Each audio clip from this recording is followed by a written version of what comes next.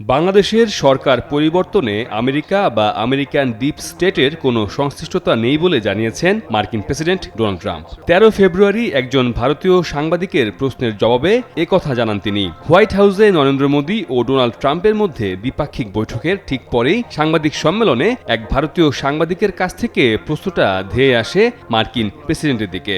তিনি জানতে চান, আমরা জানি বাংলাদেশে ক্ষমতার পালাবদলে বাইডেন প্রশাসনের সময় মার্কিন ডিপ স্টেট জড়িত ছিল।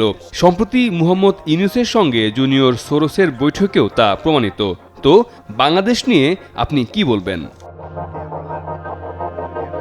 সেই সাংবাদিকের প্রশ্নের উত্তরে ডোনাল্ড ট্রাম্প জবাব দেন, না, আমাদের ডিপ স্টেটের এখানে কোনো ভূমিকা ছিল না। ভারতের প্রধানমন্ত্রী এই বিষয়টা নিয়ে বহুদিন ধরে কাজ করছেন, কাজেই বাংলাদেশের বিষয়টি আমি ভারতের প্রধানমন্ত্রীর উপরই ছেড়ে দেব। পাশে বসা নরেন্দ্র মোদীর দিকে ইঙ্গিত করে বলেন ট্রাম্প।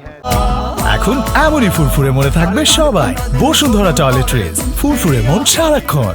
এ পর্যায়ে বাংলাদেশ ইস্যুতে করা প্রশ্নের উত্তর দিতে মোদীকে আহ্বান জানান ট্রাম্প। তবে সেই প্রশ্ন এড়িয়ে যান মোদী, আলোচনা করেন ইউক্রেন ইস্যুতে। বৈঠকে সামরিক, কূটনৈতিক সহ নানা ইস্যুতে আলোচনা হয় দুই নেতার মধ্যে। ট্রাম্প দ্বিতীয় মেয়াদে ক্ষমতা গ্রহণের পর দুই নেতার মধ্যে এটিই প্রথম সশরীরে বৈঠক। মির্জা রকিবুল হাসান, নিউজ 24।